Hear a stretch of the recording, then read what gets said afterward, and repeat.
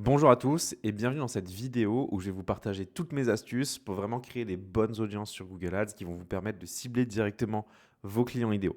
Alors moi, ça fait des années que je fais du Google Ads. J'ai dépensé des millions d'euros sur la plateforme. Par exemple, là, je vous ai pris un screen d'un de mes comptes administrateurs Google Ads. On voit que sur la période des 365 derniers jours, j'ai déjà 7 millions d'euros dépensés sur Google Ads et j'ai d'autres comptes comme ça. Parce que moi, ça fait plus de 8 ans que je fais de l'ADS dans différentes agences, mais aussi au sein de Adsback, qui est mon agence sur les 4 dernières années, où j'ai pu gérer des comptes comme les comptes pubs d'Orange, de Butagaz ou même encore de Game of Thrones. Donc l'idée aujourd'hui du jour, c'est de comprendre ensemble comment on fait pour cibler des bonnes audiences sur Google Ads, parce que vous allez voir que c'est un peu plus complexe que ce qu'on peut avoir sur la partie social ads, notamment sur Meta ou Meta Ads ou TikTok Ads, par exemple, où là, on peut aller plus loin dans le ciblage. Et il y a des ciblages qui sont vraiment très intéressants. Je vais vous montrer. Donc déjà, le premier concept à comprendre, c'est qu'il y a deux types de ciblage, deux grandes catégories de ciblage sur Google. Il y a les audiences en ciblage. Donc là, c'est un petit peu comme ce qu'on a sur toute la partie Facebook, pour ceux qui connaissent, où on va dire, je veux cibler cet intérêt-là. Donc, je vais cibler toutes les personnes qui ont un lien avec cet intérêt, qui l'ont, par exemple, pour le football. Là, sur Google, on peut ajouter des audiences en observation. Donc, la grosse différence, c'est que pour toutes les personnes qui ont un intérêt pour le football, par exemple, on va pouvoir dire, je veux observer comment ils réagissent par rapport à ma campagne. Donc, on ne les cible pas, on observe. Ça permet de récolter de la donnée en plus gratuitement. Et donc, au bout d'un moment, on va se dire, ah, mais en fait, je vois que mon audience, des gens qui sont intéressés par le football, ça convertit 3 fois mieux en moyenne. Donc, je vais payer mes clics plus cher. Dès que c'est quelqu'un qui va rechercher mon mot-clé, s'il est dans cette audience-là, je veux absolument avoir le clic qui vienne sur mon site parce que je sais qu'il y a 3 fois plus de chances qu'ils convertissent derrière. Donc, c'est tout l'intérêt d'avoir des audiences en observation. Pour avoir ces audiences en observation, on va au niveau campagne, on clique sur audience, mots-clés et contenu dans audience. Et là, on va dans segment d'audience, donc c'est le premier truc que vous allez voir tout en haut. Et ici, on peut ajouter plein d'audiences en observation. Comme vous voyez, là, c'est le ciblage, c'est de l'observation. Et ensuite, on pourra faire des ajustements d'enchères, par exemple, pour dire si on voit ici que on a, je sais pas, en moyenne, si ce qui nous intéresse, c'est le taux de clic ou le CPC, qu'on a ici un CPC qui est plus haut, alors que là, on a un CPC qui est plus faible. Mais on peut dire ici, je vais augmenter mon ajustement d'enchères parce que c'est intéressant pour moi, ça clique bien, c'est pas trop cher. Alors que ici, je vais plutôt le réduire. Donc bon, là, juste, j'ai pas la colonne taux de conversion ou conversion dans mon exemple, mais c'est plus sur ça qu'on fait cette logique-là que sur un CPC ou un taux de clic. Mais au moins, vous avez compris la logique. Et donc, la deuxième étape, maintenant, ça va être de vraiment cibler les audiences. Et là, je vais vous expliquer quel type d'audience on peut cibler pour aller plus loin. Donc, on va dans Outils, Gestion des audiences, dans la bibliothèque partagée. Et là, on a plusieurs types d'audience qu'on va aller pouvoir cibler. Donc, on a déjà dans vos segments de données à vous, de la donnée qu'on va pouvoir cibler. Les visiteurs de votre site web, donc ça on peut les utiliser pour du reciblage.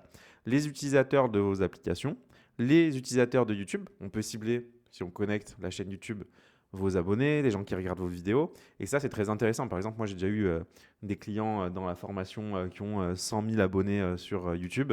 Quand on lance une campagne vidéo YouTube sur les abonnés pour un challenge ou pour un webinaire, je peux vous dire que le coût par conversion, il est ridicule tellement c'est faible. Donc la marge elle est vraiment hyper intéressante. Donc c'est pour ça que ça peut être intéressant. On peut uploader des listes de clients. Donc ça sert aussi à faire des audiences similaires qu'on peut utiliser dans les campagnes Dimension sur Google. Et on peut importer aussi des données depuis Google Analytics, par exemple. Si on veut cibler le trafic de LinkedIn, ça c'est possible d'être fait. Et pareil pour les formulaires pour prospects. Donc les gens par exemple qui ont ouvert un formulaire sans l'envoyer, ceux-là, on peut les recibler et puis on peut faire après des combinaisons. Nous, ce qui va nous intéresser aussi, ça va être surtout la section audience, donc juste à côté, en haut, dans le menu, et les segments personnalisés. Parce que c'est là qu'on va pouvoir aller cibler des audiences qui vont être vraiment précises, vraiment détaillées, et je vais vous montrer pourquoi. Donc là, déjà, dans la première section audience, quand on veut créer une audience, on va nous proposer de cibler en fonction des utilisateurs, des sites qu'ils ont pu visiter, de ce qu'ils ont pu rechercher. Donc ça peut être hyper intéressant. C'est les segments personnalisés. On va y revenir juste après. On peut cibler en fonction de nos données. Mais nous, ce qui va nous intéresser ici dans les audiences, ça va être le ciblage en fonction d'intérêts et de moments de vie, notamment des utilisateurs. Donc on peut, comme je disais, cibler en fonction des intérêts, quelqu'un qui aime le foot ou qui l'aime pas, d'événements de vie, un mariage, un déménagement, un changement de poste. Ça, il y a je suis sûr qu'il y a des gens qui regardent la vidéo pour qui ça peut être hyper intéressant de cibler des personnes qui sont dans des changements comme ça. Et de la donnée démographique, évidemment, en fonction de l'âge, du sexe. Et par exemple, aux États-Unis, parce que je fais tourner des campagnes aux États-Unis aussi, on peut même faire en fonction du revenu moyen par foyer. Donc, on peut aller un peu plus loin. C'est pas quelque chose qu'on peut faire en France. Mais ça, c'est ce qui peut être intéressant à ce niveau-là quand on crée une audience.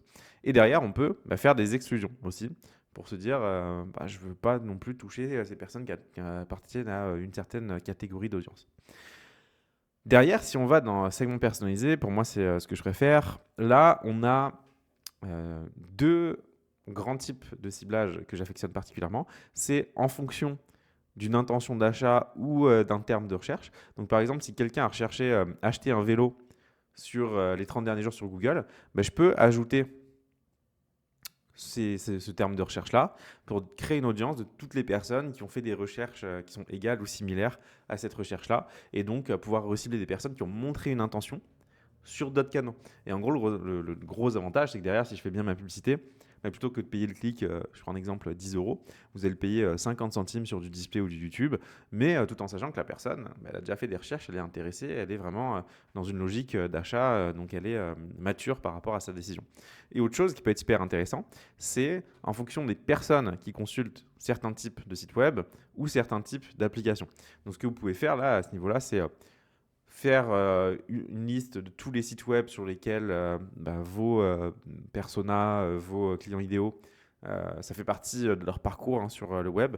Donc ça peut être intéressant de pouvoir cibler les personnes qui se rendent sur ce type de site web. Mais aussi quelque chose que je fais et qui est intéressant, c'est de le faire en fonction des sites des concurrents aussi.